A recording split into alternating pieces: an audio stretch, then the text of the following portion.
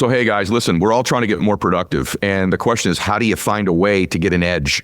I'm a big believer that if you're getting mentoring or you're in an environment that causes growth, a growth-based environment, that you're much more likely to grow and you're going to grow faster. And that's why I love Growth Day.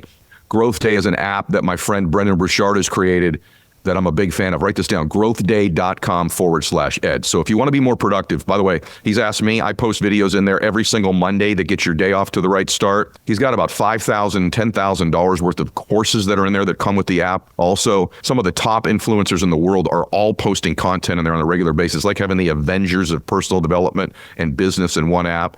And I'm honored that he asked me to be a part of it as well and contribute on a weekly basis, and I do. So go over there and get signed up. You're going to get a free, tuition-free voucher to go to an event with Brendan and myself and a bunch of other influencers as well. So you get a free event out of it also. So go to growthday.com/ed. That's growthday.com/ed. Touch your dream. Take one day and go do that career. Ask someone if you can, for one day, get mentored by them. Follow them around the gym if that's what you want to do. Follow them around the lab. Follow them around the business office. When you begin to stack what you promise yourself and you deliver on it, you begin to build a reputation with yourself that you can trust you, and that will serve you the rest of your life when you trust and you like you. It's the energy you expense and expand by worrying so much. It's your addiction to other people's approval that will ultimately kill your dream.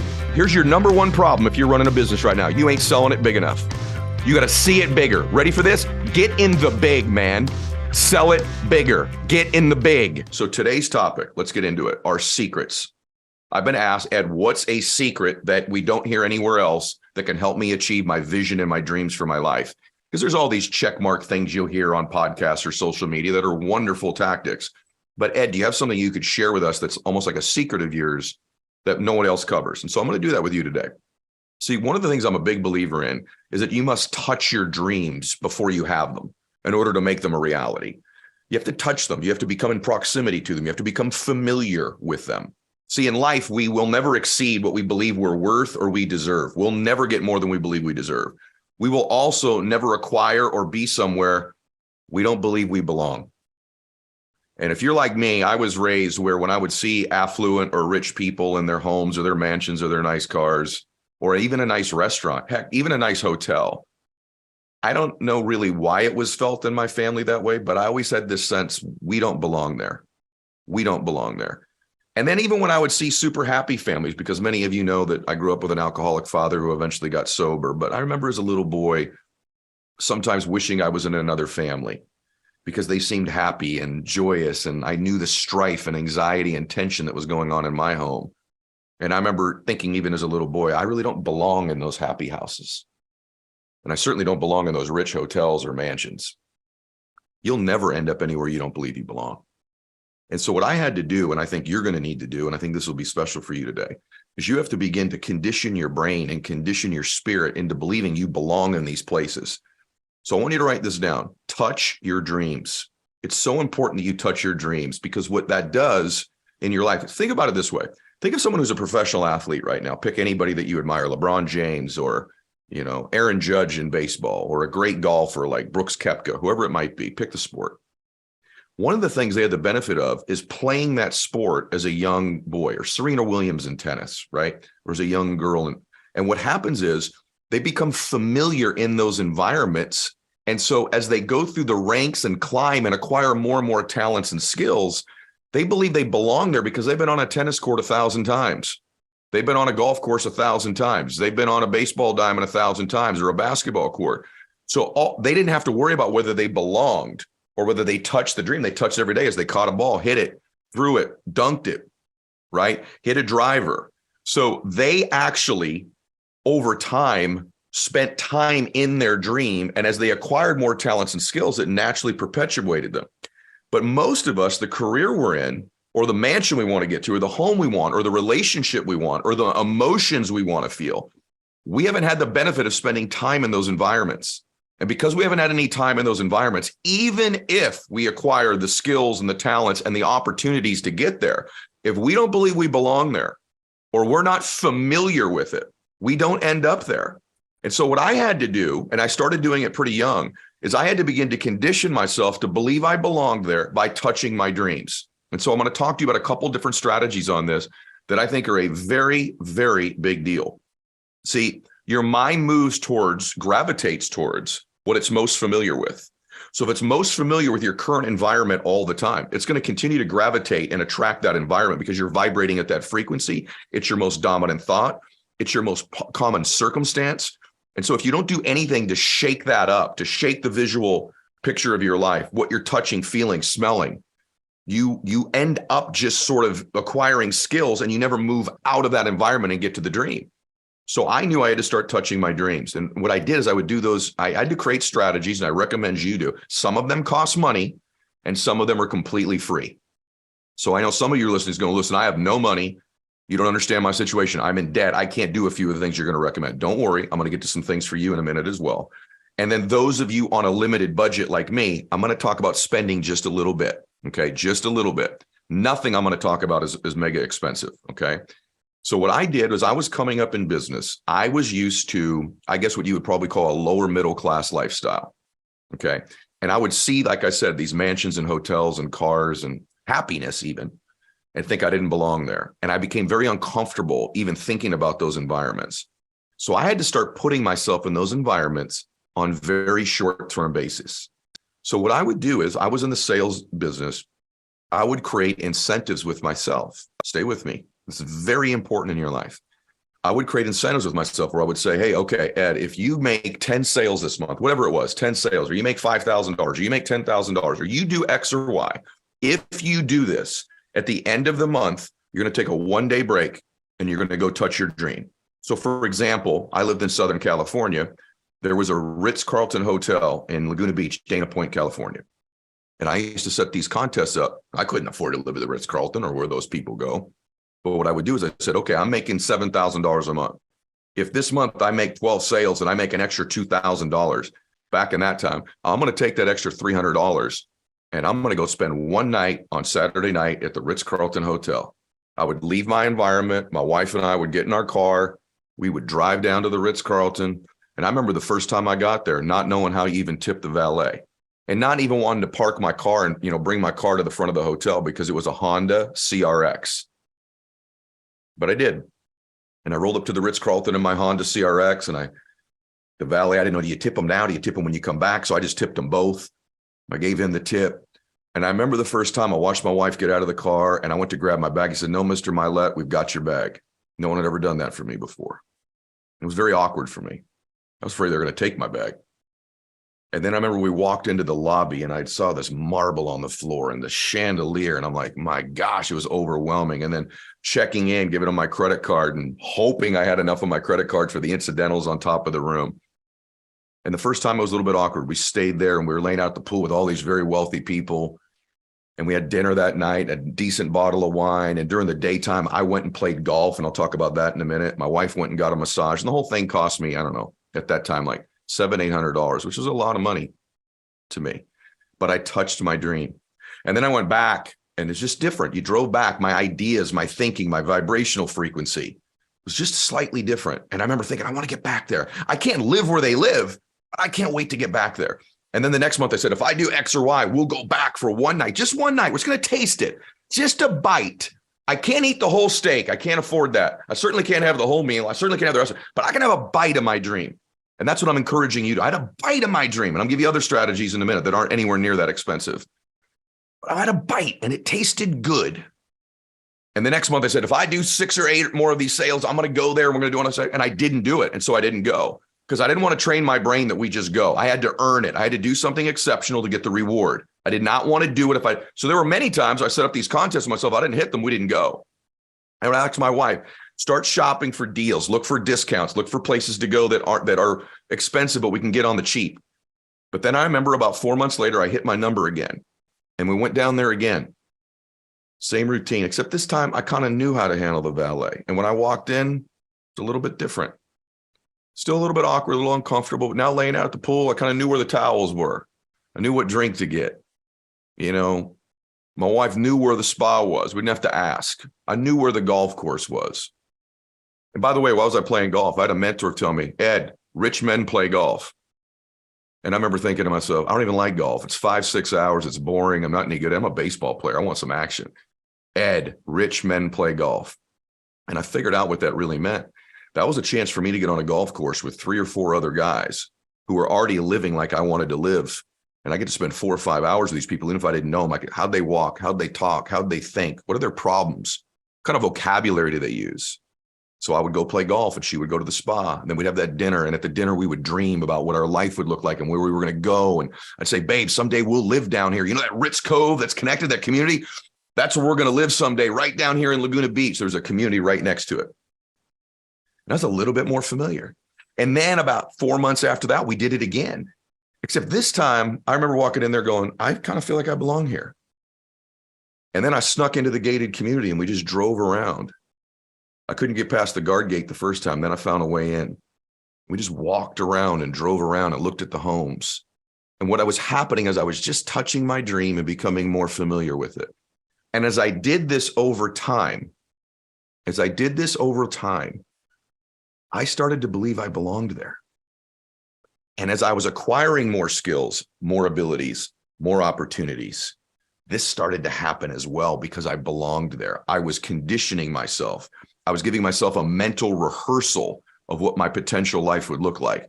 And then I remember one time I said, hey, if I hit my numbers this month, let's go out to the desert, to Palm Springs area, La Quinta, California. Let's go out to the La Quinta Resort. We went out to the La Quinta Resort. I'll never forget it. Same routine. I played golf. She went to the massage. We sat around the pool. Do you know to this day that my 2 main homes are in Laguna Beach and La Quinta, California? Do you think that's by coincidence?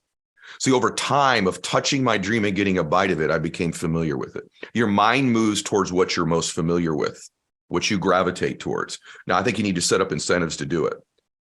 But I'm going to tell you, this changed my life. Now, let's step back and you say, Ed, I don't have the money to do that. Great. Here's what I want you to do. Whatever your dream is, let's say your dream is something material. Go to a watch store and try on those watches once a month. Go do that. Go to the suit place and put the suits on, but don't buy them. Rent a car for a day. Rent a Lambo for a day. Rent a Rolls Royce for a day. Something for a day. I'm going to give you stuff in a minute that costs nothing. Just so you know, I'm going from the expensive thing to the nothing thing. Start to touch your dream. Those of you that are doing a little bit better, one time, save up for a year, rent a jet.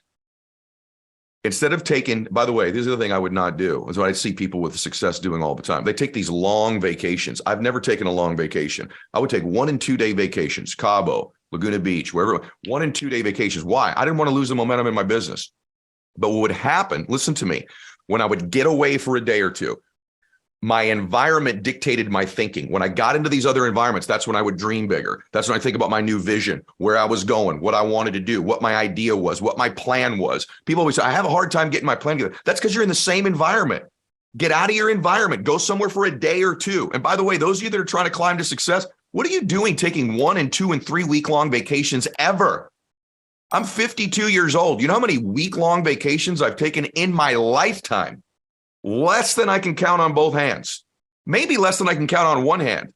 I don't take week and 2 weeks away. My businesses need me.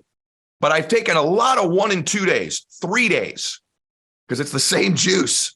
I can get the same juice without wringing out the dang orange all the way. Coming back and there's all these problems, right? So don't take long breaks. You're trying to climb to the top. Let me just let you in on it. Those of us that have climbed to the top, there weren't long vacations. I know you see people on Instagram and their European trip. I don't even know how these people got their money. I don't get all that. That's something you do after you're really wealthy. And even after I got really wealthy, I just have no stomach for it. I don't like being away. I love business. I love my business. I love my life. I live on vacation now. You want to build a great life? Build and have homes where everybody else vacations someday. And the way you do that is go touch those dreams 1 bite at a time every couple months. If you gave yourself the gift a couple times a month, a couple times a year, 3 times a year, 6 times a year of touching your dream, renting the car, renting the house, right? For a week, for a day. Go into the hotel your dream will think. You'll meet people. You'll vibrate differently. Your big thinking comes out. You have a very difficult time changing your thinking in the same environment.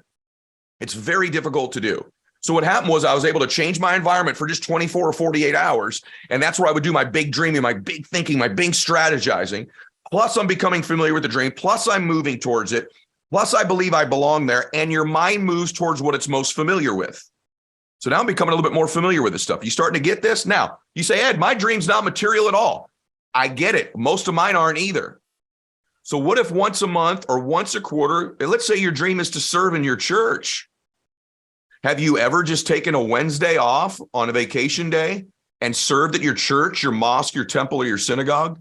Do you know what that would do for your spirit and your soul to touch that dream? Have you ever just taken a day off and spent it doing something that's your dream? Just the day off, you just unplug. You just sit on the beach, right? If your dream is service, what if you took a day and served at a homeless shelter or a soup kitchen, right?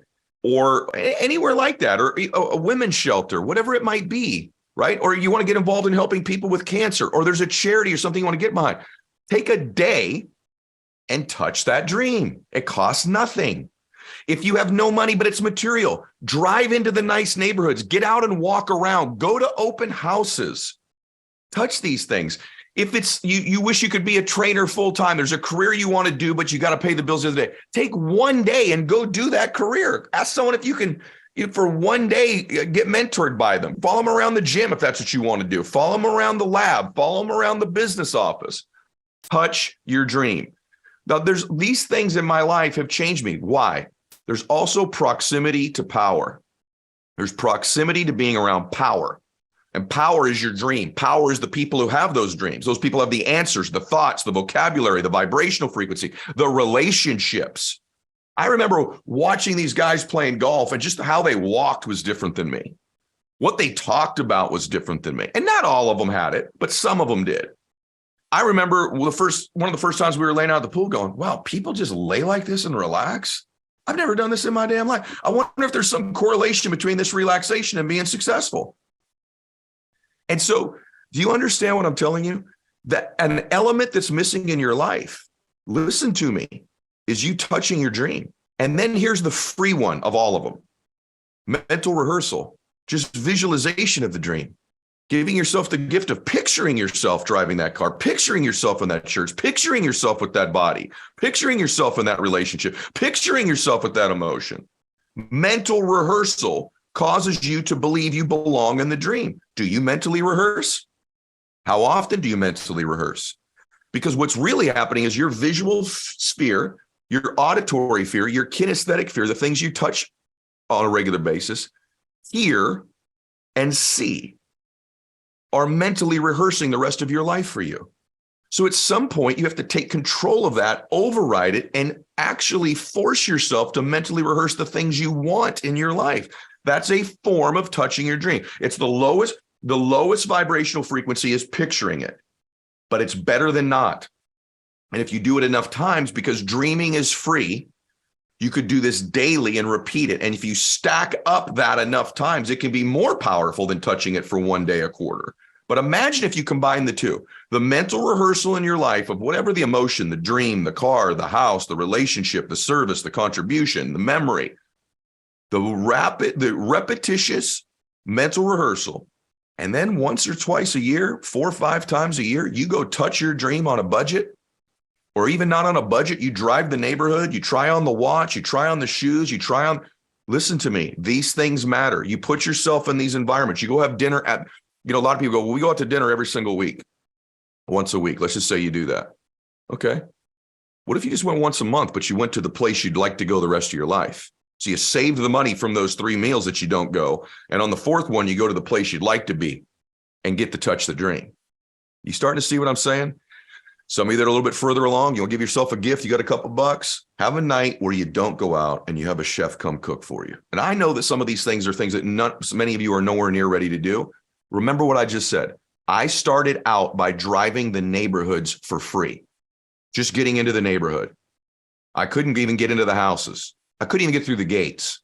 And then that graduated to one night at a hotel near those neighborhoods. But where it really started was the mental rehearsal. Ed Mylett had to convince himself he belonged in his dreams. Ed Mylett had to become familiar with these dreams by touching them mentally, physically, and actually auditory as well. I remember the first time when we would go to the Ritz-Carlton, we would always get the cheap garden room. And I remember about 2 years into doing it, I go, we're going to get the ocean front. And I'll never forget the first time when I woke up and I could hear the waves crashing. Actually, I went to sleep. Frankly, the waves were so foreign to me that I had a hard time sleeping with the noise. But I remember waking up and I opened the door on our balcony. This is 2 years into doing this. I opened the door on our balcony and I went, oh, wow, this is a different morning. You wake up hearing the ocean waves and feeling that breeze and that smell of the salt water. I belong here. I want this. And it incentivized me to work 1,000 times harder had I not experienced it. Somehow this starts to change our desire level as well. And so you start mixing all this together, you got a little bit of a recipe. So let me ask you today, it doesn't cost you anything to dream and mentally rehearse. Are you willing to do that? Number one, whatever it is, material or not material. Number two, are you willing to start setting up some incentives with yourself or just start saving for that once a quarter, once a month, twice a year experience for a day or two where you touch your dream? Third, if it's service oriented, are you willing to take off a day, a quarter, and go serve in your church or your synagogue or your temple, whatever it might be? Are you willing to go try these things on? Maybe rent a car for a day? Are you willing to do that? Are you willing to touch your dream to some extent? You have to bite the steak before you can eat the whole thing. And this is an element not talked about. Now, if you have the opportunity, you acquire the talents and the skills, I'm telling you, become an unstoppable force. So my challenge to you today is, are you willing to make any of these adjustments to your life game? Worst case scenario, drive your car somewhere, it's free, and walk around where your dream exists. Walk where it exists. Maybe your dream's to live in New York City, right? You live in the suburbs of New Jersey. Get in your dadgum car or take a cab and get over there and just walk around and touch it, see it, smell it.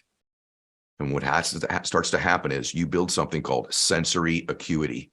And this sensory acuity makes your senses more acute. And then in your everyday life, you begin to see people, places, and things that deliver on that dream that you're now familiar with. Here's the truth. Last thing I'll tell you. If you continue to live unfamiliar with your dream, you will die unfamiliar with it. But if you begin to familiarize yourself with your dream, with mental rehearsal or physical touch, or the actual experience of doing it on short-term basis, there's a high probability that when you are at the end of your life, you will have lived that dream. Why is it so important to achieve your dreams? Because your dreams are not a joke. Your dreams are not a hallucination. See, I believe God gives you your dreams as a preview as to what's possible in your life. These are the possibilities. That's why these dreams are in your heart. This is what's possible for you. It doesn't mean it's going to happen. It doesn't even mean it's probable. Here's what's possible. And what I believe is you take possibility to probability by repetition, mental rehearsal, and conditioning. All I did is have dreams of what was possible. The difference with me, I believe, now that I'm 52 years old on the other side of it, obviously was all the hard work. But you know what spurred the hard work? Belief I belonged there. At some point, if you don't believe you belong there, you stop catching those ground balls. You stop hitting those home runs. You stop swinging those golf clubs in practice. At some point, you got to believe you belong there to make those phone calls, eat the right diet, make the contacts, whatever that thing is in your life. You have to have the desire level and the hard work. And I believe the hard work only long-term comes from believing you belong there. And when your entire environment and all the people around you on a daily basis don't reinforce that and don't condition it, you must override it in short-term bites. But if you do, these things that God's given you as possibilities of your life become probabilities. And then you become what I call an impossibility achiever. And in my life, I feel like I've become an impossibility achiever. What most people think's impossible, I got the recipe for. I start envisioning it, then I start touching it, then I start experiencing it, then I start believing I belong there, then I become familiar with it, and then I have it. That's the deal. I want to talk to all the young people out there, including their parents, who ask me so many questions about, are there things I could be doing with my children to position them for success as they get older? And for you young people out there that are constantly messaging me, about wanting to be an entrepreneur, wanting to be successful, or just wanting to be happier in your life, I want to dispel one thing that I hear other influencers say out there in social media or on YouTube that could not be more wrong, which is telling young people all the time to just be patient. You know, enjoy your teens, enjoy your 20s. You've got forever. You're going to live to 130. There's no reason to get so worried about being successful now. And I got to tell you, that is the most ridiculous advice. I don't care how many followers the person has that's telling you this, they could not be more wrong. It's ridiculous and it's nonsense. There's no reason simply because of your age that you should not be after it, that you can't be hustling, that you can't become successful. Is it 18? Is it 28? Is it 38? It's ridiculous because there isn't a number. If you've got the desire to win, if you want to be somebody, if you want to make your dreams come true, I don't care if you're 12 years old or 82 years old, your age is irrelevant. It's a form of ageism to tell a young person just be patient.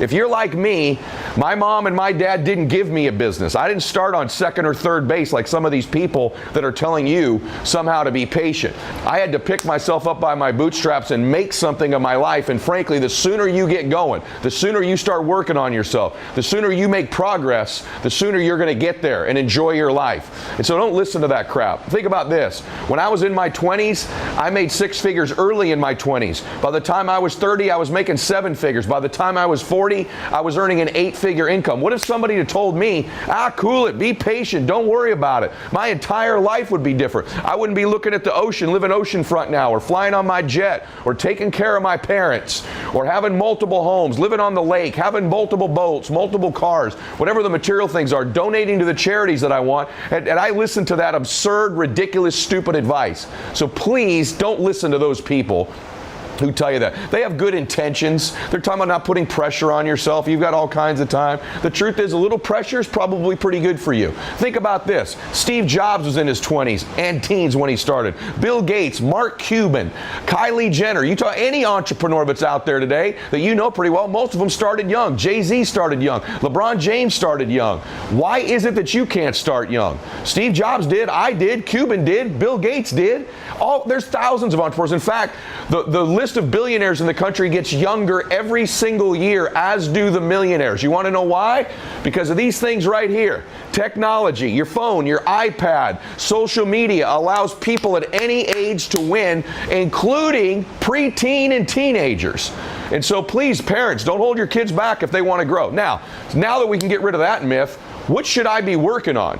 Well, the first thing is this. I think you need to start to read books on persuasion and influence. And when you're watching social media or YouTube or listening to audio, somebody like myself, study their style, study how they roll their words out, their vocabulary. Begin to model them and then modify to your style. Model and modify. Model people and then modify. It's going to be your ability to persuade people, to influence people, to cast a vision, to transfer energy at any age of your life that's going to determine how far you go. So start to study the great communicators. That's number one. Begin at any age to have your children, or if you're one of those kids listening to this, young people, begin the process of setting goals early. Right now, begin to set goals and achieve them. Write down your outcomes, right? Third, begin to work on personal development. Read some books. Read Max Out Your Life, my book. Go to maxoutbook.com. Read that book. There are other great books out there by many people that you can begin to read around your school books or in the summertime on personal development, on personal growth, on influence, on persuasion, on leadership. Begin to feed yourself these great books, these great thoughts early in your life, and it'll change things. Begin to think about and work on, what am I gifted at? What am I good at? What am I passionate at? How could I turn that into a business? How could I turn that into a cause?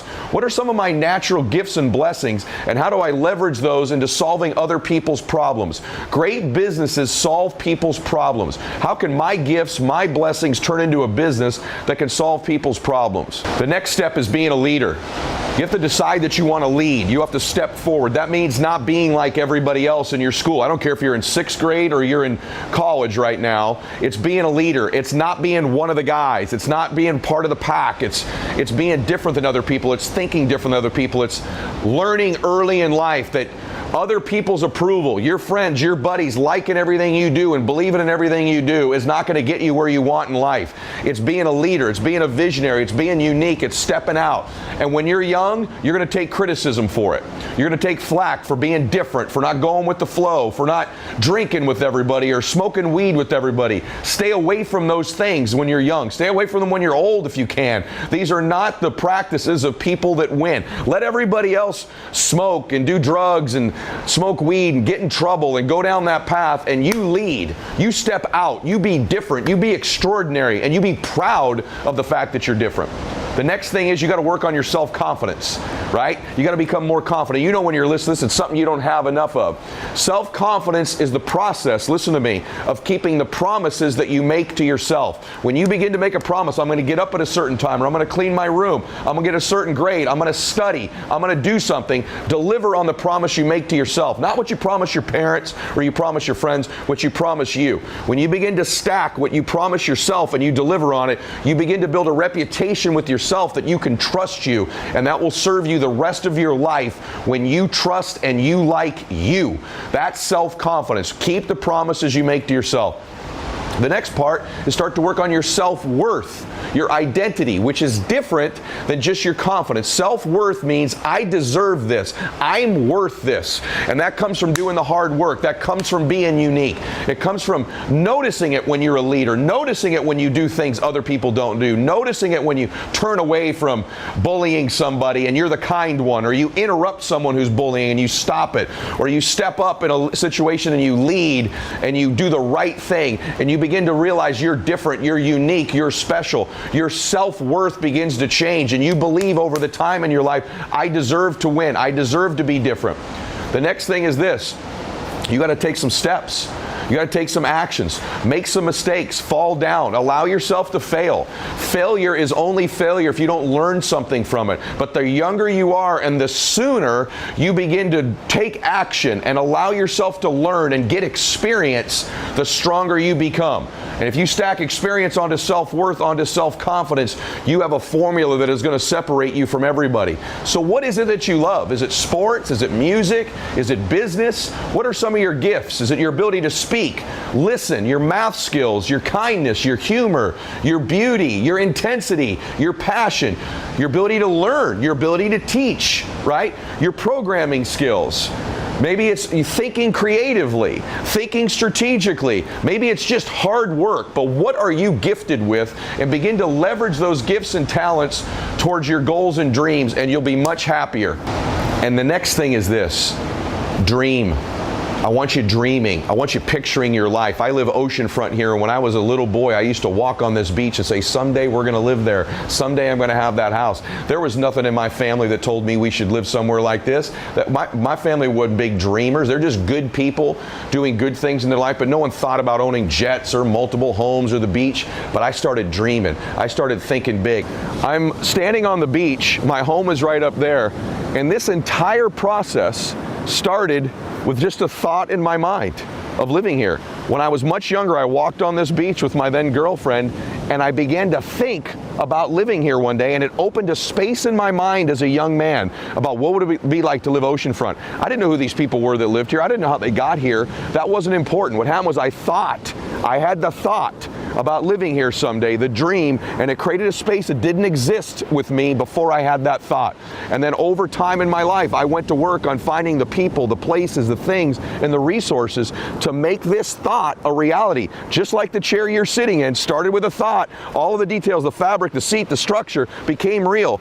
This beach house, me living here, just started with a thought, and it created a whole new space in my life, whole new set of possibilities that over time I filled in to make a reality. Just like you can if you think those big thoughts. I started to think about what I wanted my life to look like. Ultimately, if you don't take control about what you think about, you don't begin to dream and picture your life for what you want, the rest of the world's going to dictate to you who you turn out to be. But if you start to stack, man, I've got self-confidence, right? I'm a leader. I've got the ability to persuade. I've got self-worth. I'm taking these actions. And then you start to really get a clear picture and a clear dream using your blessings and your gifts.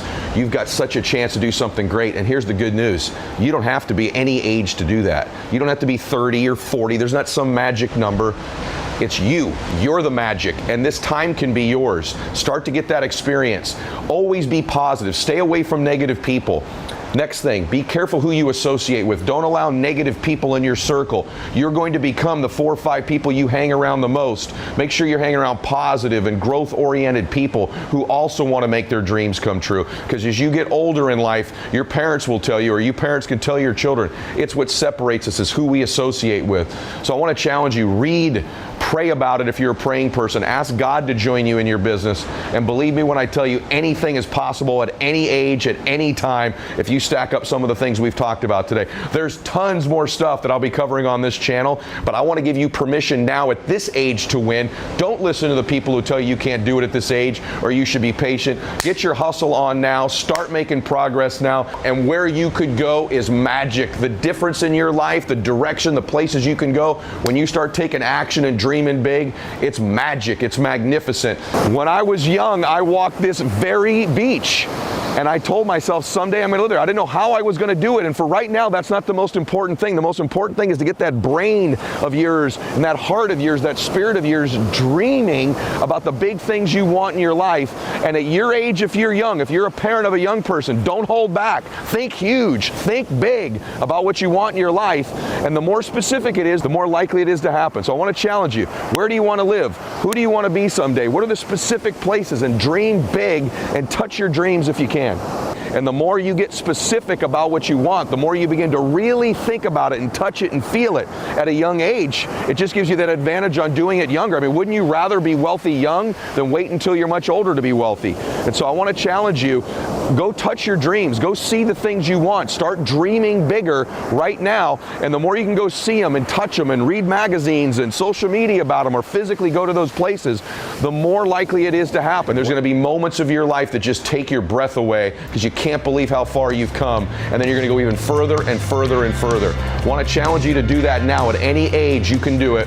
Max out. The Range Rover Sport blends power, poise, and performance with a design that's distinctly British. Free from unnecessary details, raw power and agility shine in the Range Rover Sport. To truly make an impact, you need to take the lead. You need to adapt to whatever comes your way, and when you're that driven, you drive an equally determined vehicle. The Range Rover Sport. Like you, it was designed to make an impact. The Range Rover Sport combines a dynamic sporting personality, elegance, and agility to deliver a truly distinctive drive. The assertive stance of the Range Rover Sport hints at its equally refined driving performance, defining true modern luxury. The Range Rover Sport includes the latest innovations in comfort and convenience. Use the cabin air purification system alongside active noise cancellation for all new levels of quality, comfort, and control. A force inside and out, Range Rover Sport was created with a choice of powerful engines, including a plug-in hybrid, with an estimated range of 53 miles. Build your Range Rover Sport at rangerover.com/US/sport. Here's the deal with the news. I just don't think you know what's true. If you really listen to one sort of a channel and you lean a particular way, they're going to feed you all the things that you already believe, right? If you go to the other channel, everybody's the bad guy there, and you're going to hear all the news there. Everything has spin today. It's really difficult. I'll listen to a story, I'm like, oh my gosh, they're completely doing this. Then you hear the backstory on another channel, you're like, wait a minute, that's totally not true. Everywhere we look, there's spin in the news. It's unbelievable. So if you want to be more aware of where your news is coming from, welcome to Ground News. It helps cut through all the spin and clutter and noise. Ground News gathers related articles from around the world in one place with context about the source's political leaning, reliability, and ownership. Go to groundnews.com/Mylett today to get 40% off the Ground News Vantage plan and get access to all of their news analysis features. That's groundnews.com for 40% off the Ground News Vantage plan for a limited time only. groundnews.com/Mylett. Today's show is sponsored by Strawberry.me. So you know this. I'm a big believer in coaching, especially when it's from a reliable source. And I think most people should have some interaction with somebody who's helping them get better in their life. So if you're waking up every day and you know you're capable of a little bit more,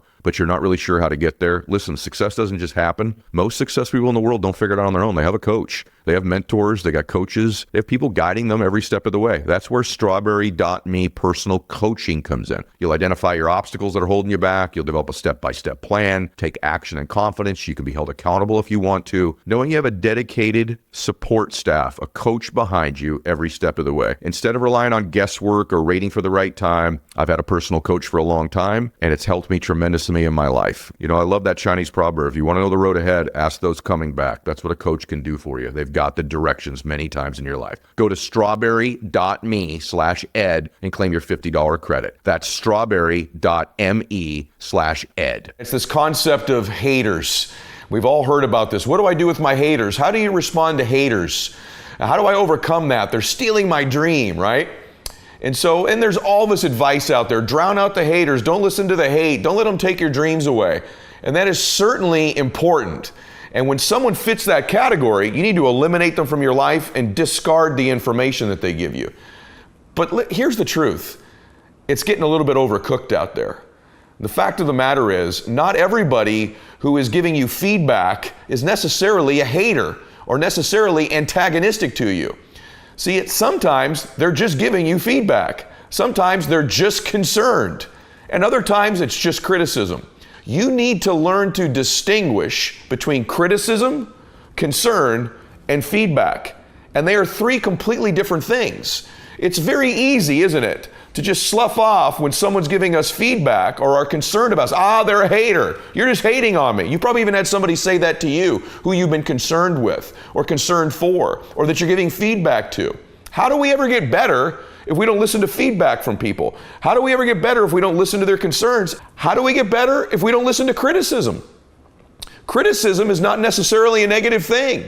And how you respond to criticism, we're going to talk about in a minute, may literally be the determining factor into whether or not you become successful or to the extent that you do. So I'll be the first person to tell you there are haters out there. But I'm also going to really be the first person to tell you that not everybody who's giving you correction is a hater. And it's far too easy and rather weak to just slough them off as a hater. We've built into this culture today, haven't we? Let's be real. That anyone who tells us something we don't feel good about hearing because it's painful to hear, they're a hater. Don't listen to them. And that may be the number one impediment to you growing or to the people around you growing, is that nobody listens to feedback anymore. Nobody wants to hear things that are uncomfortable about themselves, about their behavior, about their conduct, about their business. So the thing you have to ask yourself is this person antagonistic to me? That's the first filter their feedback must come through. There are many people in your life who are not antagonistic towards you or to your success. In fact, they'd love to see you succeed, but they're observing things that they're concerned about. For example, when I started out in my business career, I remember my parents being very concerned for me, that I was making a bad choice, right? That I wasn't using my college degree that I had worked so hard to get. They weren't haters. My parents weren't haters. They were concerned. I was best, and I did respond to their concerns as best I could, but I didn't slough it off. I listened to it, and then I put it in the category it belonged in. I've also have people daily giving me feedback on how I can do something better, or where my performance didn't measure up, or a different tactic or direction or strategy or approach they think I ought to take. These people are not haters of mine. They're trying to help me get better. And in your life, you have to distinguish between these people, because many of us today, we're just sloughing it all off into the hater category. And then you know what? There are people who are giving me criticism, constructive criticism. Hey man, wake up. You keep going down this path. You keep making that choice. You keep repeating this mistake. You're going to a path to nowhere. And so distinguish between haters and here's how you know, they are antagonistic. They are rooting against you. Your success and your progress is a threat to them because they're not growing, they're not succeeding, and they're being average. That's an antagonistic person. That's a hater. And so you need to be able to make this decision.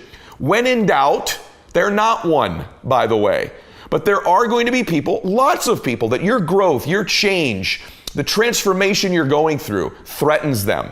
It threatens their very existence. They think you may leave them. They think you're going to outgrow them.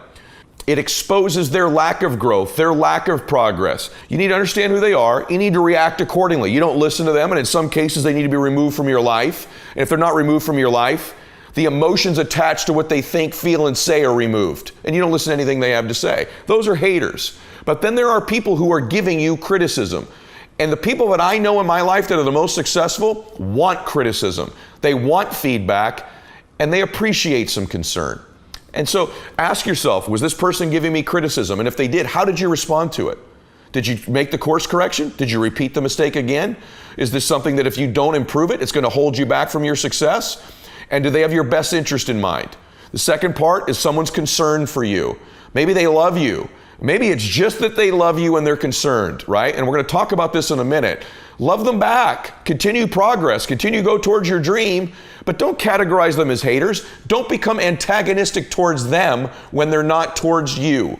This starts to happen. We start to have these relationships in our life because of this hater culture. We all believe everyone's a hater. We start to have people who love us, who are just concerned for us. We begin to move them out of our life because we can't distinguish, or you don't distinguish, between the fact that they love you when they're concerned or they're hating on you. There's a big difference between those. And so maybe it's just they're worried for you.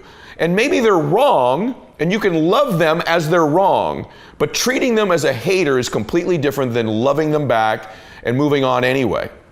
And then there's those that give you feedback. And feedback is, hey, here's what I noticed. Be careful about this. This is an observation of mine. Maybe you want to go this direction. Here's someone you ought to meet. Here's a decision you better be avoiding. Here's a mistake I've made myself. Don't make the same one. And that's feedback. So distinguish between those three places. And the way we do it is their intentions. Now, sometimes in our lives, we don't know. These haters out there, they exist. Believe me, I have them all over the place. I've had them all my life. Some of the haters in your life are the best at trying to pretend to be concerned, aren't they? I'm so concerned for you, as they're really rooting against you. They're pretending to give you criticism as they tear you down. They're pretending to give you feedback only to lead you in the wrong direction so you lose. And so, yes, it's a difficult line to toe because haters, the real haters, know how to pose as critics. They know how to pose as concern. They know how to pose as giving you feedback. And so it's your ability to distinguish between these two people that's going to have everything to do with whether you succeed. Keeping the haters in your life around you and letting their feedback and criticism and their insults and their fake concern for you affect you in a negative way could steal your dream. And they are dream stealers every single time. Having said that, what might also kill your dream is you not embracing the people who are concerned that love you and loving them back, and getting the wrong people leaving your life, or wrong people at a distance, and not having the people around you who love you still close to you. Because we're going to talk about in a minute how to win anyway. And if you're not listening to criticism and responding to it, you can never adjust. And if you're not being open to feedback, you can't improve. And so this is a very important thing nobody talks about. So let's get to the root here. We know the difference is whether they're intentionally antagonistic to us. Who should I listen to then? Who should I take feedback from? Whose criticism is worthy of adjusting to? And here's how I've always measured it. More dreams are stolen by haters, critics, concerned people, and also people who give us feedback than anywhere in the world. In other words, even though the person who's giving you feedback has positive intentions, they could still steal your dream. See, what I do is I wrap them all up in this category of dream stealers. They all can steal our dream.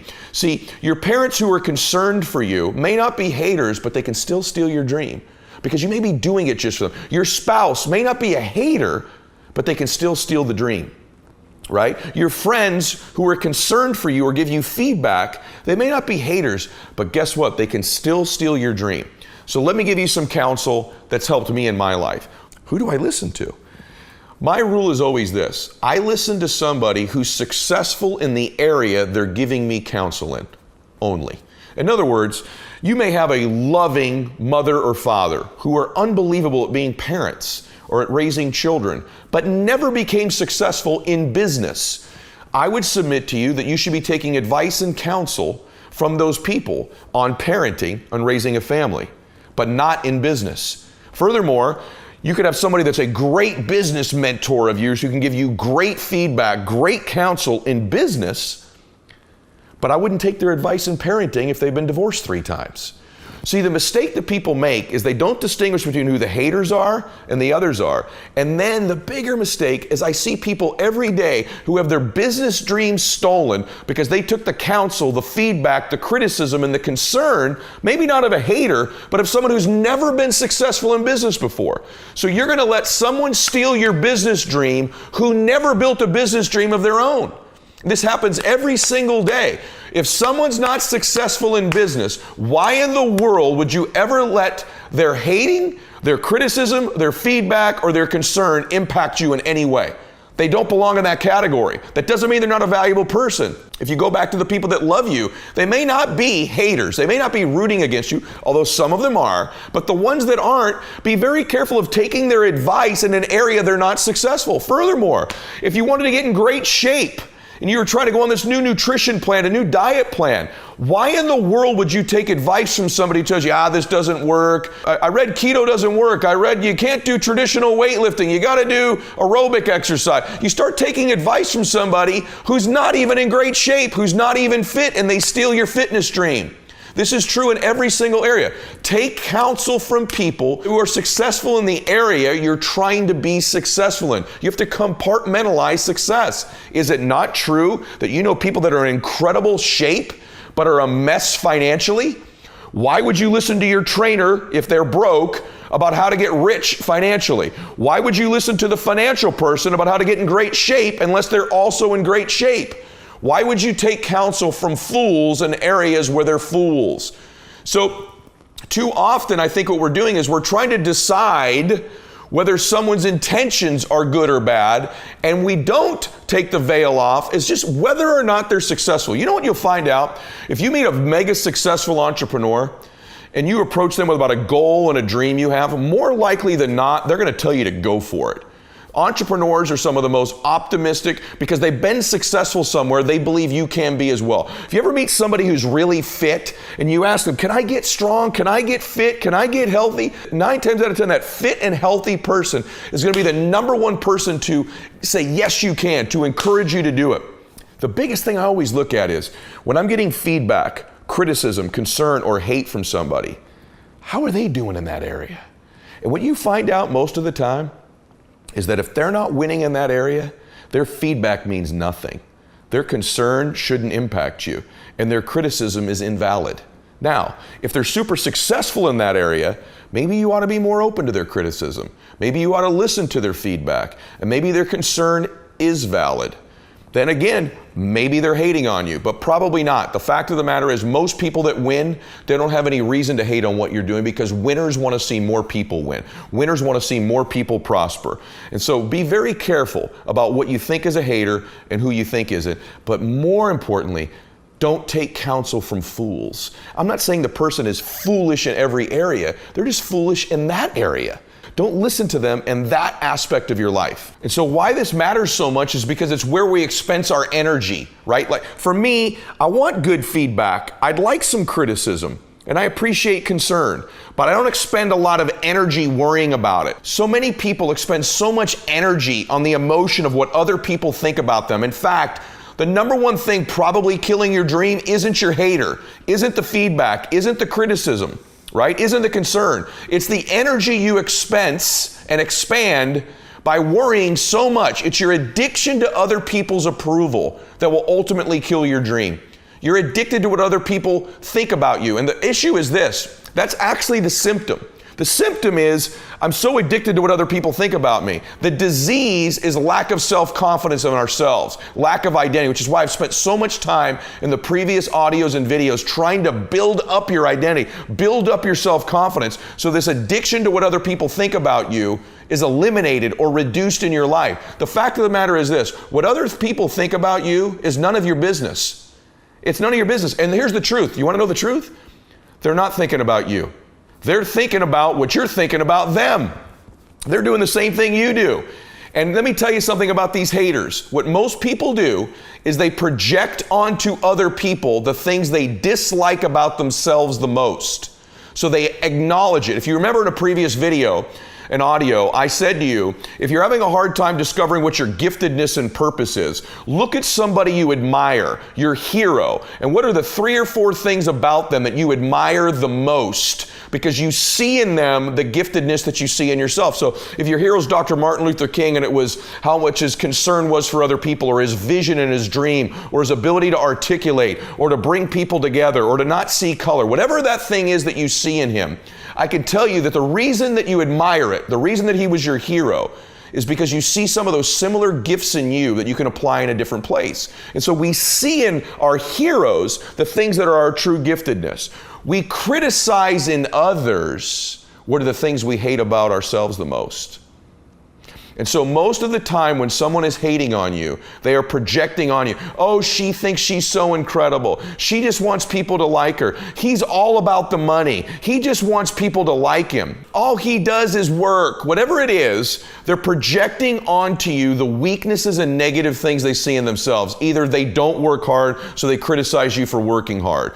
Or they also would love other people's attention and success, but they can't get it, so they criticize you for it. Remember, most of the criticism you receive from people is them projecting onto you that which they don't like about themselves. And so when you know this, that most people aren't thinking about you, they're thinking about them. And even when they're talking about you, they're thinking about them. The words out of their mouth are about you, but what they're really thinking about is them. The more you begin to understand this, you really stop spending so much energy on worrying about what other people think about you. The more you love yourself, the more you believe in yourself, the more you focus on your own intention, the more you build up your own identity, the less you have concern with getting that acknowledgement and recognition from other people. In other words, your own acknowledgement, your own character, your own belief in yourself supersedes what anyone else could ever say about you.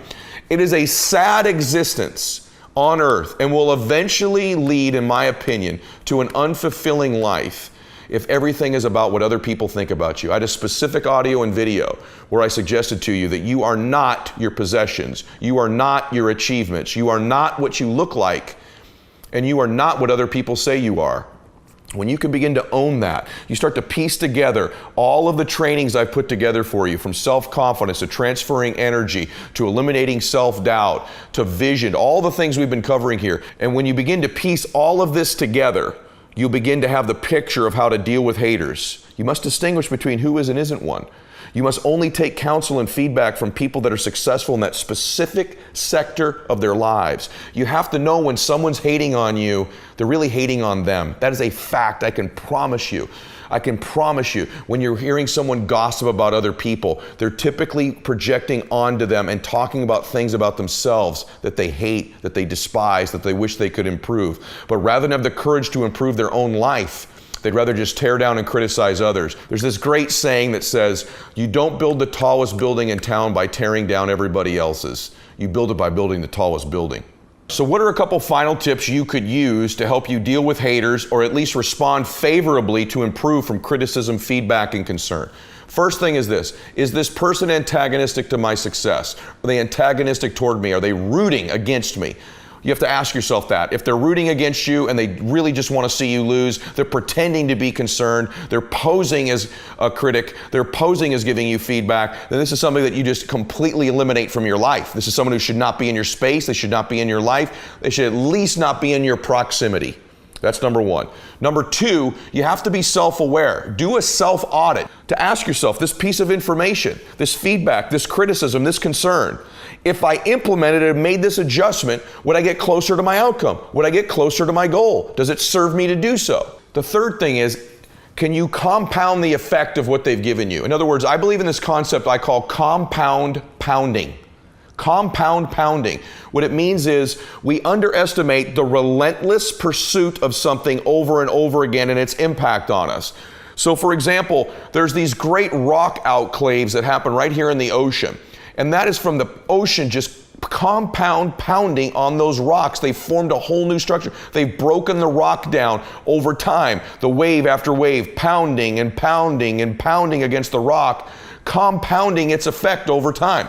Most people never measure or calibrate the power of compound pounding in their life. In other words, letting their efforts multiply, letting their efforts compound. If I took this feedback, if I took this criticism, if I took this information, and I decide that yes, if I applied it, I could improve, it's measuring and having some belief that there's this compound effort over time, that this little course correction over time directs us in a completely different place eventually in our life. Most people don't give themselves credit for compound pounding, which leads to point 4, It's lack of vision in people's lives. Most people, when they're getting feedback, they're not obsessed enough with the long-term vision of where they're going. They don't stay focused on that clear picture of where they're going, and they let this side noise, this side feedback, this side criticism distract them from where they're going. You can never let go of the big picture. Most people, by the way, lack vision.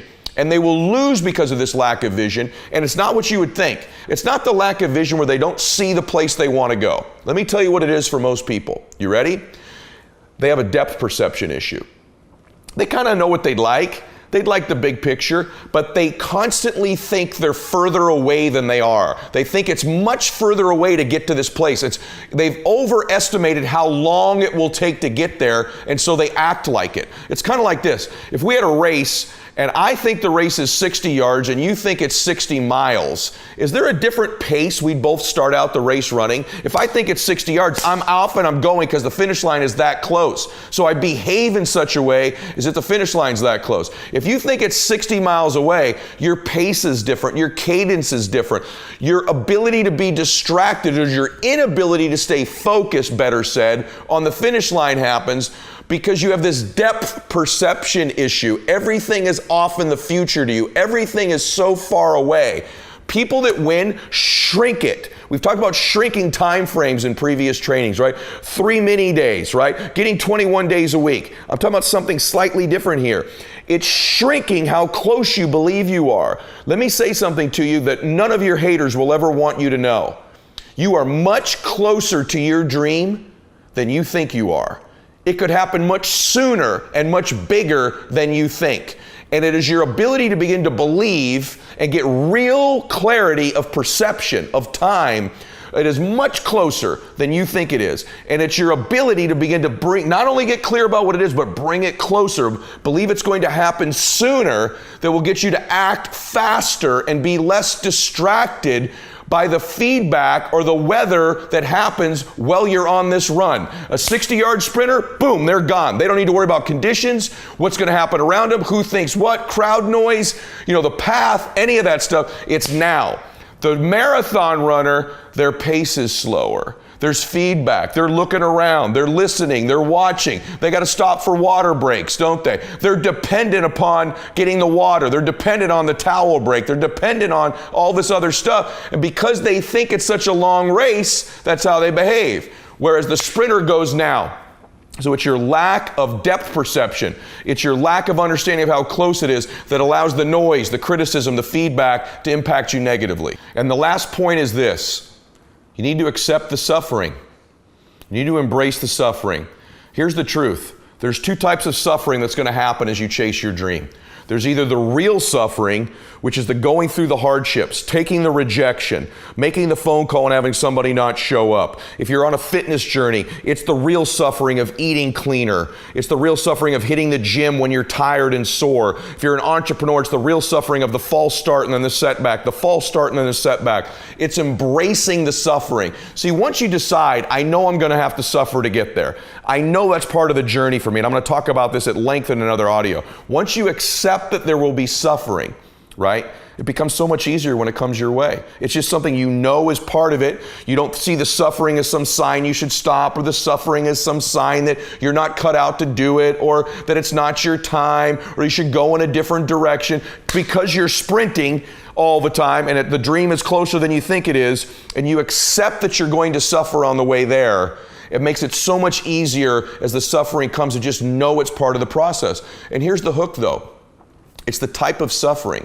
Are you going to go through the type of suffering that gets you closer to your dream, or the suffering that moves you further away? The real suffering is a good thing. It moves you closer towards your dream. It's the unnecessary suffering that these haters put you through that isn't fair to you. It's the suffering of emotion you feel. It's the suffering of fear you feel, of doubt, of anxiety, of wanting to please everybody. This is what I'd call false suffering. This is what I would call suffering with no value, suffering with no finish line, suffering with no dream. I'm willing to suffer, and I accept the suffering in moving towards my target. I'm going to get knocked down. I got to get up. The race is going to be painful. I'm going to get tired. I'm going to get fatigued. I'm going to get rejected. I'm going to fall behind. Then I'm going to go in the lead. Then I'm going to fall behind again. I'm going to have all kinds of suffering to get to that finish line. And I'm willing to accept that suffering in order to win. And you need to accept the suffering as well. What you don't need to accept is the type of suffering that is put upon only in your own head, put upon by outside forces, the type of suffering that most people go through every single day, that is totally unnecessary suffering, that causes you not to go through the real suffering that gets you closer to your goal. If you're suffering emotionally, if you're suffering because of what other people think about you, if you're suffering because of these dream stealers in your life, this is what I'd call false suffering that gets you nowhere. You're going to suffer, and you should embrace the suffering. It's actually a beautiful thing. There's something beautiful once you say, I'm going to have to suffer to get there. But this suffering's beautiful because here's the truth. The price you will pay to get your dream pales in comparison to the price you will pay if you don't get your dream. See, the price you'll pay to get your dream, to get to the finish line, is short term. It's a year, it's 5 years, it's 10 years. It's 15 years, whatever it is, to get to your dream body, your dream business, your dream relationship, your dream finances. It's a short-term suffering, which pales in comparison to living the rest of your life without that relationship, the rest of your life without that business, the rest of your life without that achievement. See, the price you'll pay, again, to achieve your dream, once you accept you'll have to suffer and pay a price, is insignificant compared to the price you will ultimately pay if you don't. That's a lifetime of suffering.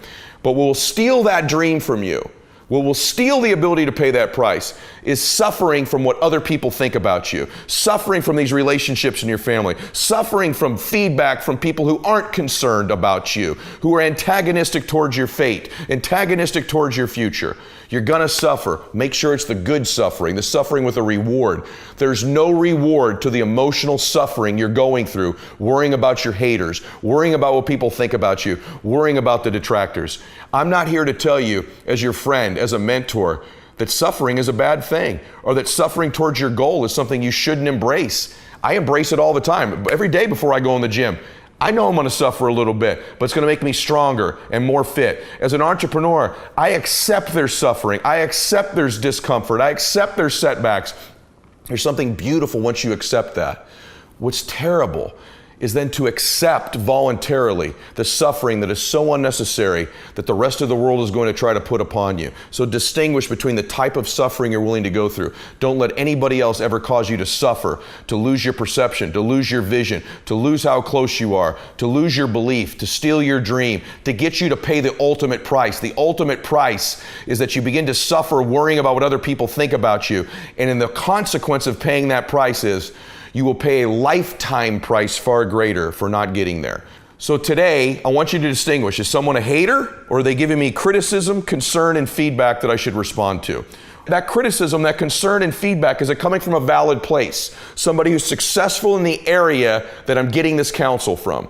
Okay, I want you to be thinking about how much closer you are to your vision than you think you are. I want you considering for a second about the type of suffering you're willing to go through and how worth it will be when you get there. Do not let the people in your life steal your dreams. And I hope today we've dispelled the myth that everyone's a hater. Everyone's not a hater, and it's your ability to distinguish who is and who isn't. It's going to determine to some extent where you end up going in your life. Today's question was very simple. Ed, how do I change my present right now? By the way, if you have a question you want answered on the show, you can submit it on my Instagram at @Mylett, EDMYLETT. You submit it there. We get thousands of them, but there's a chance your question will get answered on the show. And so today is all about leadership and vision and dreams, because I've been asked about this topic a lot. And don't discount yourself. If you have a child, if you have a company, a business, if you are a human being, you're a leader in the context that I'm going to cover today. Okay. So today's topic is this. I want you to write this down. Here's the title. It takes leaders with vision to help people with dreams. Let me say it to you again. This is big stuff. It takes leaders with vision to help people with dreams. That's not my saying. I heard it somewhere many, many years ago, but I've lived by it. It takes leaders with vision to help people with dreams. What does that mean, Ed? Well, here's what it means. The first thing is it's a reminder that everybody you meet has a dream. Everybody's born with a dream. There's a heart that dreams. As we get older, those dreams can change, they can evolve, they can even die and get buried. But every human being has a dream. That dream could be to be a multi-millionaire, billionaire. That dream could be to lead millions of people. That dream could be to be a mother or a father. That dream could be a particular career. That dream could have a particular body. That dream could be to live with a particular set of emotions. For some of you, your dream's as simple as, my dream is to begin to be happy. I'm tired of living sad or down or worried or angry. But remember this, every human being you meet has a dream. It might be a big one that's long-term, and it might be just a short one. Their dream might just be, man, can I get through today with a little bit of peace, with a little bit of bliss? But everybody's got a dream. And I've reminded myself of that when I meet humans, that they have dreams. Every precious person has one. And like I said, there's millions of them, and there's varieties of them. And some people have lots of different dreams. But this is a context and a syntax that you begin to see your brothers and sisters differently. That server at the restaurant that's serving you, that you don't make eye contact with when they ask you, how's the food? Or what would you like to order? That person's got a dream. That dream might be just that you acknowledge them. That dream might be that they want to be the best server that's ever lived. That dream might be that, they want to have a big YouTube channel someday. That dream might be they want to write a book. That dream might be that they want to meet the love of their life. But that person's got a dream. That's why they were born. You were born to live a dream. You were born to make your dreams come true. And I know this. And so what those people are looking for is a leader. And all a leader means is, I can help you. I see something that you don't see. I see a potential. So as a leader in a company, many of you run companies or businesses. Remember this, it takes leaders with vision to help people with dreams. What does that mean? That means that you need to begin to work on your vision, because everybody you meet's got a dream. If you're a mother, what's the vision for your family? What's your vision for your children? Are you sowing seeds in them of vision and visionary leadership in them? I read a book a long time ago that really changed my life. It's an old book. It's written by a guy named Guy Kawasaki, and it's called Selling the Dream. And what he was really writing about was Apple. He was the guy that kind of marketed the old Macintosh for Apple. But the entire book is the context of what Apple was doing to become a great company. And if you really understand and study that company, Steve Jobs was a great dream seller. See, selling the dream is a skill and a talent you build. Listen to me. But most people are oblivious that it's important. Most people think that's only for the Steve Jobs of the world or the Ed Myletts of the world. You want to be a great father? You get great at selling a dream to your children and your family and your spouse. You want to be a great business person, entrepreneur? You get great at selling the dream and having a vision for where you want to go. You want to be a great anything. You want to lead yourself in life. You better have a big time vision. You be able to sell yourself on that dream. Life's about vision. That's why the Bible talks about where there is no vision, the people will perish. They will literally die. You're a dead human without a dream. You're a dead human without a dream. So you should constantly be working on your dream muscle, your vision muscle, and your ability to sell yourself and other people on that vision. I am talking to you today because I had a dream and a vision that I could help millions of people, that I could use an ability I thought I might have to communicate, to reach people. Remember this, we constantly move in our life towards what we're most familiar with. We move to the familiar. We gravitate to the familiar. We develop patterns and behaviors that are familiar. That's why when you drive home, usually from wherever you work, you don't even have to consciously think about how you're getting there. You just kind of pull right off the freeway when it happens, don't you? You're not even thinking about it because it's familiar to you. You get in the shower, you don't think, you know what, today I'm going to soap here first and then shampoo. You got a routine. You just do it unconsciously. Your life, most of it is unconscious because your brain is trying to save energy by creating habits that are repetitive and that are familiar. Well, if you're only familiar with the tasks you have to do, or as a mom or a dad familiar with, I got to cook them lunch, I got to get dinner, I got to pick them up for school, and you just do the monotonous stuff, and you never have a family that's loaded with a vision or a dream of where they're going, or for each individual child you have, or for your spouse, that you're selling them a dream and a vision of who they could be and how much you believe in them. Of all the things I'm not very good at, I'm amazing at selling people on themselves. I'll tell people that all the time. Server in a restaurant is a great example. If I say, man, you're awesome. You are awesome. You're amazing. Thank you. Man, you're not even going to be here someday, are you? You want to do something out of here. I could see you out of here doing more. Or if they do want to be, they'll say, man, I could see you running this place someday. With my kids, since they were little, I was selling them a dream and a vision. I used to assume that Myletts are going to do something awesome. I'm telling you, hey, listen to me. The Myletts are doing something awesome. They still get text messages from me. Hey, let's do something great today. We're going to do something freaking great as a family. Woo! And kick some butt today, making a difference. The Myletts are leaders. We got a vision, and I'll sell them that dream over and over again. Think about all the people you admire in your life. Think about them. What's one thing they all have in common? They had a big old dream, a vision, and a dream that they sold either themselves or you. Let's go through a few. And by the way, when I'm saying this, what about you? What vision are you constantly selling yourself on? What vision are you selling your colleagues on? What vision are you selling your spouse or boyfriend or girlfriend on? Your children on? Your parents on? Do you do that? Are you conscious of it? Because that's called being alive. The ability to grab a vision and develop it is a muscle. And to do it repetitively, even when people are rolling their eyes at you going, I heard this before. And here's the kicker. Get good at selling it. That's the second step. Think about who you admire. Let's just go through a few people. Let's say you're a follower of Jesus. Just curious. Did he have any dream he sold? Do you have any vision? His vision, his dream was everlasting life for you. That's about as big as it gets. You bought the dream and the vision if you're a believer. Whatever your faith is, you've bought the vision and the dream of this person that is your deity. In my case, I'm a Christian. And then what did he do? He sold the dream. He cast the vision and he sold the dream over and over and over and over and over again. And then he built a team of people that sold it. And it's become the biggest movement in the history of mankind. Maybe you're not religious. How about Martin Luther King? Do you admire him? Wow, that's interesting, because his most famous speech is, I have a dream. And he sold the dream. He did it with his oratory skills. He did it with his physical labor in the marches and the standing in the difficult times up against adversity. And then he had other people who caught that dream, like the Rosa Parks of the world, who started to carry that dream and that vision.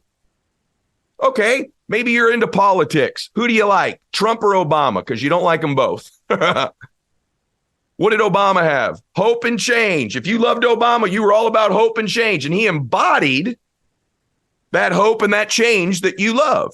Maybe you didn't like Obama. Maybe you're a Trumper. You love Donald Trump. Did he have a vision? Does he have a vision? Make America great again. That's the vision. And he sold the dream on it. Now, it's even more powerful when you embody that dream. So let me give you some steps. You gotta get great at seeing a vision for yourself and other people. Then you got to sell a big enough dream that the dream of everybody within your stewardship can fit inside the one you're selling. So if you're a business leader, you got to sell it big. Here's your number one problem if you're running a business right now. You ain't selling it big enough.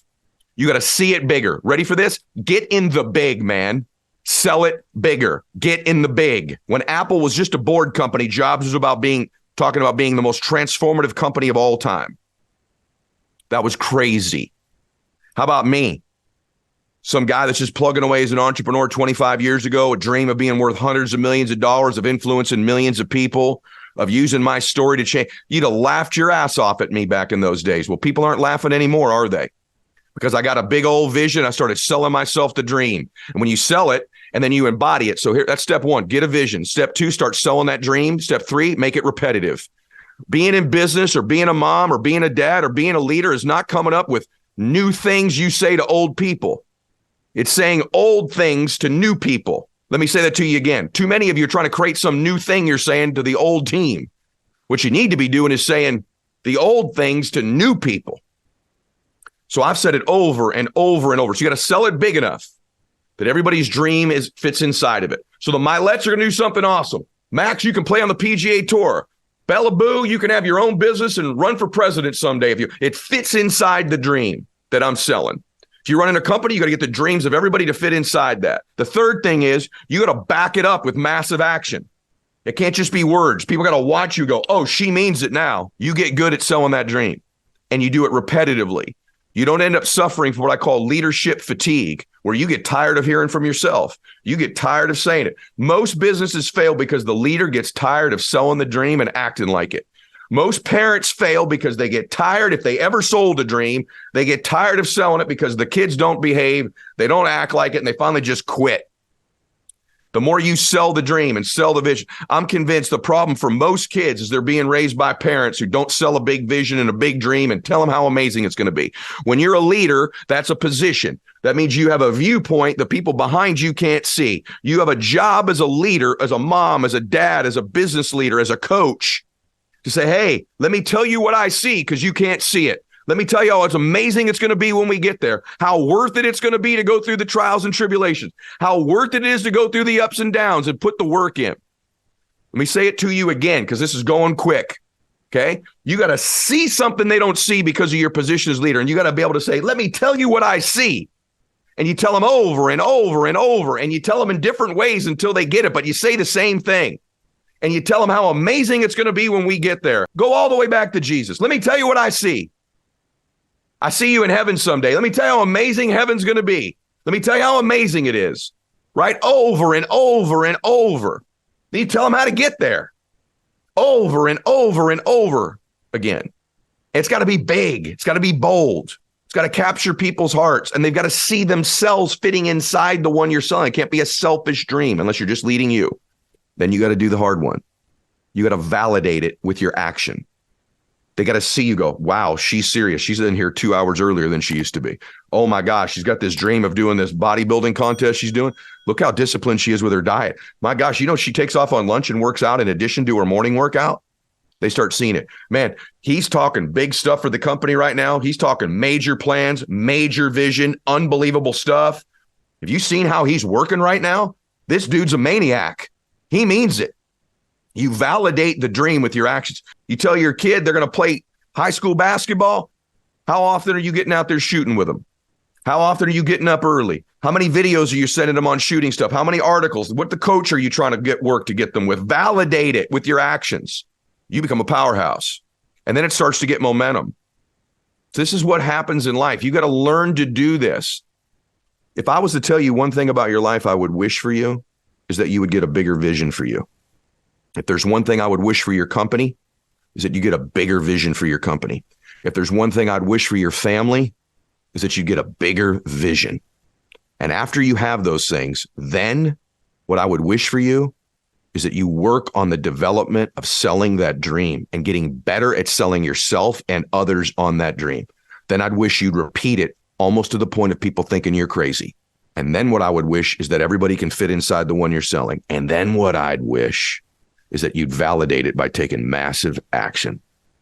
You start doing that, your life changes. The reason your life is not changing if you want it to is you don't have a compelling vision that's greater than your fears. And the way you make a dream happen, by the way, you might say, I don't know what my dream and my vision is. Let me tell you what it is. Your dreams, what will move you in your life always, is either the future you want or other people. You'll never do anything for yourself, but you'll do stuff to achieve your vision, and you'll do stuff to make other people happy. What I recommend you do is once you get that vision is you link your love for other people to that vision and dream. Because as long as you tell yourself, I love these people more than I'm afraid that this dream won't happen. I love these people more than I'm worried about the obstacles and the roadblocks. I love my family. I love my whatever it is more than I'm scared, more than the adversity. My love is greater than anything that will get in the way. Most of you are afraid to get a big vision because you think you're going to miss it. And then you're afraid to really pursue it and chase it because you're afraid you'll fail. Many, many times I wanted to quit. And I would remind myself, I love my family more than this obstacle. I love my family more than I'm afraid. I love my family more than this adversity. I will love my family longer and it will endure far past this problem. And once I attached my love to the dream, the people I love to the dream, I became a pretty unstoppable force because there was no cop-out. And by the way, if you know someone who's quit on their dream, you know the hard reality? The adversity was greater than their love. The adversity was greater than their love for their family. They sold their family out. That's the hard truth. I can sell out my family. There ain't any word game, any adversity, any obstacle, anything you're going to put in front of me is going to get me to sell my family up the river. And that's exactly what you're doing when you quit. Let me ask you this. Let's just get this straight. Is there anything bigger than your love for these other people? Is there anything that would come in your way that would be bigger than your love? Maybe your love for your Lord, your love for your family. Anything bigger than that? Good. I hope the answer was no, because if there's nothing bigger than that, you're going to win. Unless, of course, you renegotiate that at some point, which a lot of people do. You ever seen someone who's been defeated in their dream? Quietly, they might blame someone else. They might have their excuse, but deep in their soul, deep in their intuition, deep inside them, they know. They sold out. They sold out. Here's the great news. I've quit many things before, but I got back up again. It's not too late. You can decide right now, that's it. He's right. I'm going to start attaching my vision and my dreams to my love for these other people, and I'm getting up. I'm going to be a different force now. Let me ask you this question. Any of you that have kids, and if you don't have kids, just pick somebody you love. Let's say you were sitting in a meeting right now. Someone walked up to you and handed you a note and said that person was in a serious car accident. Picture your children if you have children, or your grandchildren. If you don't have children, your mom or your dad, your boyfriend or your girlfriend. You're in a very big meeting room. And you got handed a note. So-and-so has been in an accident. It's serious. You need to come now. What would you do? You'd get right up and run out of that room, wouldn't you? In a minute. Wouldn't you? Would you stop and go, well, wait a minute. I don't want to be rude to the speaker. I don't want to get up and bother the other people in the room. What's everyone going to think about me when I get up? Is everyone going to say, wouldn't occur to you at all? That's stupid stuff of what other people are going to think. Because you got to get to this person you love, right? Because your love is greater than that moment. And when you got up, if you started to run out of the room and someone stopped, you go, hey, someone stopped. What are you doing? You can't get up in the middle of the meeting. There's no way you can do this. That's rude. Sit your butt back down. Would you go, oh, okay, I don't want to be rude. Would you do that? Or would you go, get out of my way. My baby, my child, my girlfriend, my mom has been in an accident. Get out of here. And you steamroll. And when you got to the door, they said, hey, you need to get back in there. This door is locked. There's no way out. What would you do? Go, well, I guess that's a sign I'm not supposed to get to my dream. It's God giving me a sign. Too much adversity. Is that what you say? It's a sign? Nah. You know what I bet you do? I bet you'd kick the door down, wouldn't you? You sure would. You'd kick that door down. Bam. No obstacle. When you got out to your car and it didn't start and it wouldn't go, you're like, well, I guess that means I'm not supposed to get there. Man, one thing after the other. I guess I'll just lay down here. Another obstacle, another sign, just not meant to be. I just don't have what it takes to get to my child. Would you do that? Heck no. You'd go carjack a dadgum car if you had to, wouldn't you?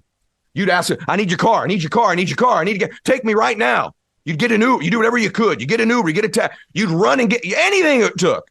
When you got to the hospital, if you got to the door, they go, hey, slow down. There's procedure here. You got to sign in. Are you family? You got to be like, hey, I got to get to my family. No obstacle. Well, hey, we need these. Would you say, well, man, before I do it, I need to know the exact words I'm supposed to say. I need to be totally prepared for when I get to the hospital. I need total preparation before I can get to screw preparation.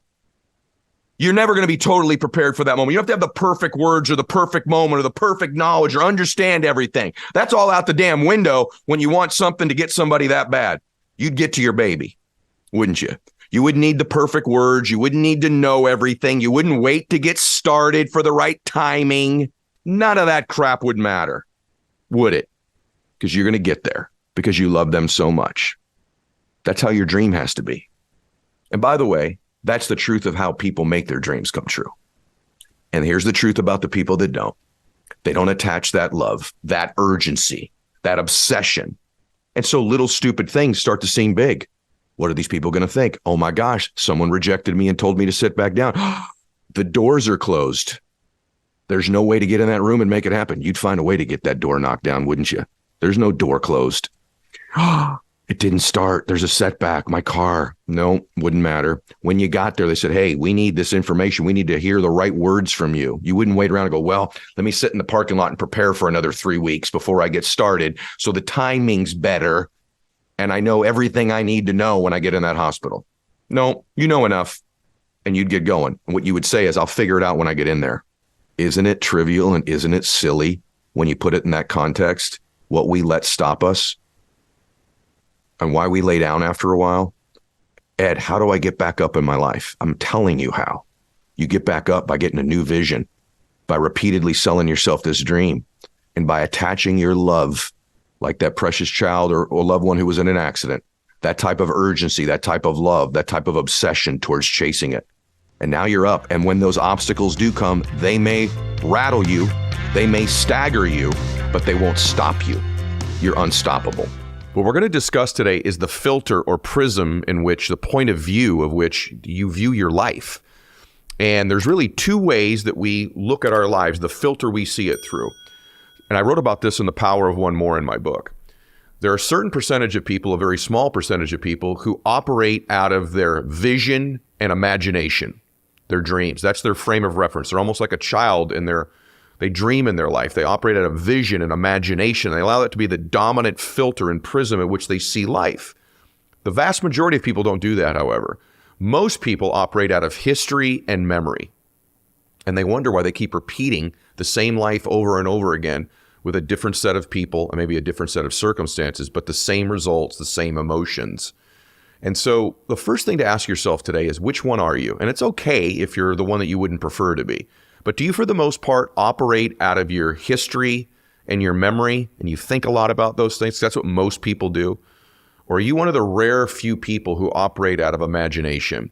Because if you can operate out of imagination, see, kids teach such a great lesson. Why do most kids operate out of imagination? They're going to be an astronaut or Superman. They pretend, they play games, they have joy. That's what imagination gives us. That's what vision gives us. Memory doesn't do that for us. And so why do kids have that? Because they have no history. They have no memory. So they're forced almost to operate out of it. And at some age, the crime of life, the tragedy is that we begin to operate out of a history and a memory. And oftentimes that history and memory are the things that we least want to repeat. They're some of the most emotional or scarring times in our life. And so most human beings involuntarily go through their entire life operating out of this point of view, out of this filter, unknowingly, unconsciously. They just don't know they're operating this way. And so I want to challenge you today, and I'm going to give you some keys to start to operate out of your imagination and your dreams and your vision. See, because that point of view allows you to be present. There's really 3 points of reference, isn't there? There's the past, there's the present, and there's the future. And I think the happiest people are present an awful lot of the time. And the rest of the time, or most of that time, they operate out of their vision and their imagination and their dreams. I'm not suggesting that evaluating your past can't teach you lessons. You can't heal some of it. But spending most of your time there is not something that's productive. Deepak Chopra has this great quote where he says, I use memories, but I don't allow my memories to use me. And too many people are operating out of their memories or using them. It's okay to look back and to heal and to evaluate and to gain wisdom from our past. But that should be a small percentage of our time. We should be fully present and focusing on the future at the same time. And so how do you do that? Well, we're going to talk about it today a little bit. I think I can give you some keys. First thing is this. There's a term that I want you to understand called cognitive immobility. And what that means is when you're really mentally trapped in a place from your past. Most people have some form of cognitive immobility where they just can't move out of it. And what happens is everything they see currently, they reference to the past. You know, our minds work this way. Even reading, there's a lot of research that says the way that we actually read is our mind actually sees the beginning of letters and it references the past where we've read it, and it tells us that's what the word means. That's why you can read very, very quickly. So your mind wants to take something it sees now and reference it to something else. That's really what thinking is. So that's why this takes work. If you're left to your own devices, most of the time, what you're going to see will be referenced somewhere in the past. And so that's cognitive immobility. People that I think are happy, that create things, that take a life that's one way and make a new one, have cognitive mobility. They're able to move forward. They're mobile in their thinking. So a really good example of being fully present but focusing on the future is actually physical training, is working out. I think it's one of the reasons why working out is so powerful, because when you're lifting weights or working out, it forces you to be completely present on the task right in front of you, because you're lifting heavy things. You have to focus on the present moment, or there's actually a threat to you. You could get injured. You could get hurt. So that's why I think so many people say, well, the reason, man, when I work out, I've got all these endorphins flowing and my neurobiochemistry is changing. And yeah, that's true. But one of the other reasons is it's a metaphor. It's an example of how to live our lives, which we're fully present in the moment. But one of the reasons we're training is not the pain in the moment. It's the future payoff. So physical training, working out, is one of the great models in life. It forces you to be present. You can't be lifting something heavy or bench pressing or squatting or running and not be present in the moment, because you'll trip and fall. You'll drop the weight. There's a threat physically to you to be fully present and focused.